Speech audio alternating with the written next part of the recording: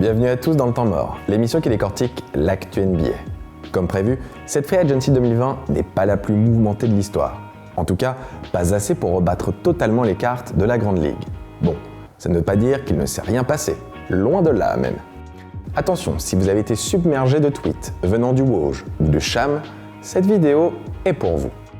Notre but ici n'est pas d'être exhaustif. Nous n'allons donc pas vous reparler de joueurs évoqués précédemment, donc pas de Montrezl ou encore pas de Kelly Oubre Jr.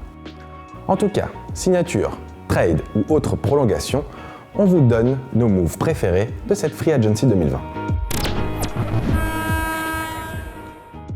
C'est le premier gros move de cette intersaison, celui qui fait tomber les dominos, comme on dit dans le jargon. Chris Paul est échangé aux Suns et vient succéder aux Steve Nash, Jason Kidd, Kevin Johnson et autres Paul Westphal dans la lignée des grands meneurs dans l'Arizona. Pour pas si cher en plus, Ricky Rubio, Kelly Oubre, Ty Jerome et un futur first pick protégé. CP3 vient apporter de l'expérience dans cette équipe de jeunes loups. Son duo avec Devin Booker en fait déjà saliver plus d'un. Le grand gagnant de ce trade, c'est sûrement DeAndre Ayton. Rappelez-vous de ce que le point god a déjà fait d'un autre DeAndre. Grand, athlétique et très mobile, son duo sur pick and roll avec Chris Paul peut rapidement devenir une arme redoutable. Si Monty Williams se décide à le responsabiliser en attaque, évidemment. Ce trade permet enfin aux Suns de viser autre chose que la loterie cette saison. Pourquoi pas se qualifier pour les playoffs ? Une première depuis le départ de Steve Nash, rappelons-le. Une participation au play-in serait déjà pas mal. En tout cas, il s'agit d'un message fort de la franchise envoyé à Devin Booker. Phoenix a bien raison, surtout quand on voit le nombre croissant de jeunes stars demander leur départ à cause des défaites. Avec Chris Paul en lieutenant et mentor, Booker doit prouver qu'il mérite son statut de franchise player. Tant qu'on en est à parler des Suns, évoquons l'arrivée du vétéran Jay Crowder pour compenser le départ de Kelly Oubre. Un bon 3&D avec pas mal d'expérience, un move franchement malin. Jrue Holiday aux Bucks, c'est l'un des trades qui a le plus fait parler. Dans un précédent temps mort consacré à Milwaukee, on évoquait déjà l'hypothèse, mais on la jugeait presque irréaliste. Pour bien des raisons qu'on a déjà détaillées dans cette vidéo, Jrue va faire beaucoup de bien aux Bucks. Pour la faire courte, c'est une upgrade considérable comparée à Bledsoe. Et en plus de ça, il va apporter du spacing, l'un des gros défauts de Milwaukee sur ces derniers playoffs. Une fois qu'on a dit tout ça, est-ce pour autant un bon deal ? Eh bien ça, c'est plus difficile à affirmer. Le prix à payer est vraiment beaucoup trop cher. 2 premiers tours de draft, un swap, plus un Bledsoe. Bon, ça c'est cool, et George Hill, ça l'est moins. Ce qui est le plus problématique là-dedans, ce sont évidemment les tours de draft. Quand on sait que Giannis pourrait partir l'été prochain, on se dit que ce n'est pas forcément judicieux. Autre problématique, le salaire d'Holiday à 26 millions l'année. L'ancien Pélican dispose d'une player option pour la saison 2021-2022. Et pour tout vous dire, on le voit mal cracher dessus. Donc entre ça et le gros contrat de Chris Middleton, les Bucks n'auront quasiment aucune flexibilité pour la Free Agency de 2021, qui s'annonce comme the place to be. Un argument de moins pour convaincre Giannis de rester. Dans cette optique, il faudra performer dès cette année ou au moins atteindre les finales de conférence. Mais globalement, l'effectif s'est-il vraiment renforcé par rapport à l'année dernière ? Pas vraiment. Le trade avorté de Bogdanovic aurait fait du bien, sans pour autant apporter une garantie absolue. Chris Middleton et Jrue Holiday sont-ils les lieutenants d'une équipe championne NBA ? On verra, mais permettez-nous d'en douter. Un autre trade qui a fait l'actu, c'est celui de John Wall contre Russell Westbrook. Quasiment du joueur contre joueur. Le tour de draft ajouté par les Wizards pour compléter le deal est tellement bien protégé que le risque semble maîtrisé, du moins sur ce point. Bon, on ne va pas se le cacher, ce trade a l'air de résulter plus de l'urgence d'évacuer des joueurs mécontents de leur situation que d'une réelle stratégie. Analysons ce move des 2 points de vue. Les Rockets se débarrassent du contrat de Westbrook, mais le remplacent par un autre, autour duquel plane encore plus d'incertitudes. Wall est loin d'être la personne la plus fiable sur Terre, et son niveau interroge après plus d'1 an sans jouer. Un sacré pari, comme pour Cousins d'ailleurs. On imagine que l'objectif est de convaincre James Harden de rester au moins 1 année supplémentaire. Mais parti comme c'est parti, ça ne sent pas très bon, il faut bien se l'avouer. Au moment où on enregistre cette vidéo, James Harden est toujours chez les Rockets. Mais pour combien de temps ? Côté Wizards, l'arrivée de Westbrook peut aussi bien s'avérer être une bonne chose qu'une catastrophe. En théorie, l'équipe devrait progresser la saison prochaine. Ce n'est pas déconnant de les imaginer en play-off. Russ va également amener un peu de hype dans une franchise pas des plus flashy. Après, arrivera-t-il à cohabiter avec Bradley Beal ? C'est la question. Parce que si l'arrière décide de demander son trade, la situation pourrait vite devenir ingérable. Wait and see. Réussir à bouger le gros contrat d'Alorford sans se faire dépouiller, c'est le tour de magie d'un Daryl Morey fraîchement nommé GM des Sixers. Un joli premier coup, tant on imaginait l'ancien All-Star intransférable. Ça ne lui a coûté qu'un second tour de draft 2020 et un premier tour dans un futur lointain. En contrepartie, en plus de libérer du cap, il reçoit même Danny Green, un profil de 3&D qui manquait cruellement à Philly. Beau move donc. Du point de vue d'OKC, le deal s'inscrit dans la logique de leur free agency. On démolit tout, on sort le tank et on collectionne les tours de draft. La nouvelle obsession de Sam Presti. Un pari sur le long terme. Pas trop risqué en plus de ça. Dans cette histoire, tout le monde est content. Sur le papier, les Blazers font partie des grands gagnants de cette intersaison. Vous pensez que changer l'eau en vin relève du miracle ? Que pensez-vous de transformer Mario Hezonja, Trevor Ariza et Hassan Whiteside en Robert Covington, Derrick Jones, Enes Kanter et Harry Giles ? Le tout en prolongeant Rodney Hood et Melo pour au moins une saison supplémentaire.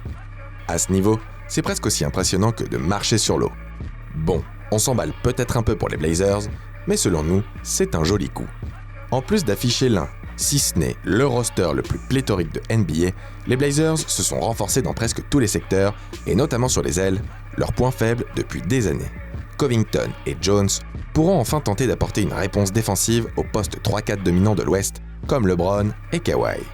Kanter, lui, restera dans le même registre que lors de son premier passage, un scoreur régulier de la seconde unit. Une valeur sûre. Giles s'occupera des tâches défensives tout en amenant sa jeunesse et son potentiel dans une équipe qui, il est vrai, en manque un peu. La vraie bonne pioche reste Covington. En plus de sa défense, il va apporter du scoring et contribuer à espacer l'attaque grâce à son shoot à 3 points. Le profil de 3&D si longtemps recherché dans l'Oregon. Si on pensait que les Blazers avaient déjà atteint leurs limites, le GM nous a prouvé que l'équipe a encore une marge de progression. Cependant, cela ressemble à la der des der pour le duo Lillard-McCollum. Arriveront-ils enfin à briser le plafond de verre pour devenir de vrais contenders ? Réponse cette saison. Une autre équipe qui n'a pas chômé pour se renforcer, c'est bien Atlanta. Avec un roster juvénile au début de la free agency, l'objectif pour les Hawks était clair. De l'expérience et encore de l'expérience. En même temps, ça paraît assez logique quand ton starting five l'année dernière n'affichait que 21 ans d'âge moyen. Les 3 grosses arrivées sont celles de Danilo Gallinari, Bogdan Bogdanovic et Rajon Rondo. Que des joueurs assez courtisés. Comme quoi la hype commence à sévèrement prendre du côté de la Géorgie. Les 2 premiers vont être des renforts intéressants au niveau du spacing, un domaine dans lequel les Hawks, pire pourcentage à 3 points de toute la ligue, étaient en perdition la saison dernière. Avec Rondo, Atlanta se trouve enfin un joueur capable de suppléer Trae Young à la création. On peut même imaginer des séquences au cours desquelles il joue côte à côte. Le meneur vétéran peut être très utile sur pick and roll, notamment quand on connaît les qualités de Clint Capela et Onyeka Okongwu dans ce registre de jeu. Enfin, il sera la caution défensive sur les postes de garde. Parce que bon, Trae Young et Huerter, c'est bien gentil, mais ils oublient trop souvent que le basket ne se résume pas qu'à l'attaque.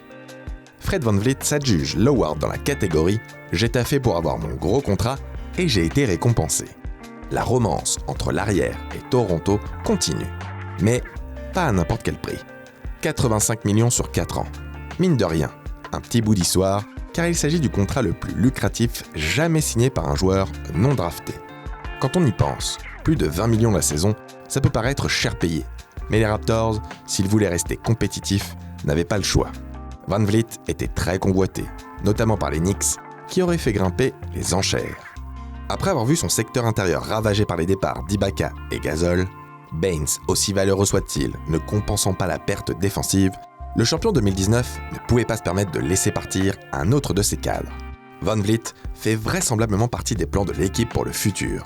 Reste à régler le cas Laurie en 2021. Tant qu'on est à évoquer les prolongations, On peut souligner celle de De'Aaron Fox aux Kings, Jason Tatum aux Celtics, Donovan Mitchell au Jazz, Brandon Ingram aux Pels et Bam Adebayo à Miami. Pour être précis, il s'agit d'une designated player, c'est-à-dire une expansion max du contrat rookie, 163 millions sur 5 ans. Cela permet aux franchises de sécuriser leurs jeunes pépites sur le long terme, tout en leur envoyant un message fort. On vous fait confiance pour le futur. Et cela permet à vos jeunes pépites de palper beaucoup d'argent très rapidement. Du gagnant-gagnant donc. Des signatures logiques dans la NBA actuelle, mais on ne peut s'empêcher de penser que certaines franchises qui sortent de gros runs en playoff font une meilleure utilisation de leurs dollars que d'autres. On finit par une signature qui est passée assez inaperçue, celle de Tristan Thompson aux Celtics pour 19 millions de dollars sur 2 ans. À première vue, son arrivée ne va pas révolutionner l'équipe, mais elle n'en demeure pas moins une addition plutôt maligne. Le Canadien vient compenser le départ d'Enes Kanter. D'une certaine manière, on peut même parler d'upgrade par rapport au Turc. Tristan apporte avec lui son expérience. 4 finales NBA, c'est largement plus que tout l'effectif des Celtics se réunit. Et de la grosse défense. Intérieur versatile, il peut protéger la raquette et également switcher dans le périmètre pour défendre des adversaires plus petits et ou plus mobiles. Typiquement le genre de soldat que les Celtics pourront envoyer en mission sur les Joel Embiid, Giannis Antetokounmpo et autres Bam Adebayo lors des playoffs. Thompson pourra aussi éventuellement dépanner en attaque, notamment avec un tir longue distance en constante progression ces dernières saisons, bien que sur des volumes assez faibles. Une petite signature bien sympa et assez bon marché. Voilà, on a terminé notre tour d'horizon des principaux moves de la Free Agency 2020. Comme on vous l'avait dit en intro, notre but ici n'était pas d'être exhaustif, donc si vous n'avez pas trouvé votre move préféré de cette Free Agency, ne vous inquiétez pas. On vous invite même à le défendre en commentaire. En tout cas, on le sait, les franchises préparent le terrain pour l'été 2021 qui s'annonce colossal. Mais vous le savez, en NBA, tout va très très vite. Et il se pourrait bien qu'un certain barbu change très rapidement d'équipe. Merci à tous d'avoir suivi ce nouvel épisode du Temps Mort. N'oubliez pas qu'on se retrouve très bientôt pour pourquoi pas un épisode de la Grande Ligue. En attendant, crossez bien.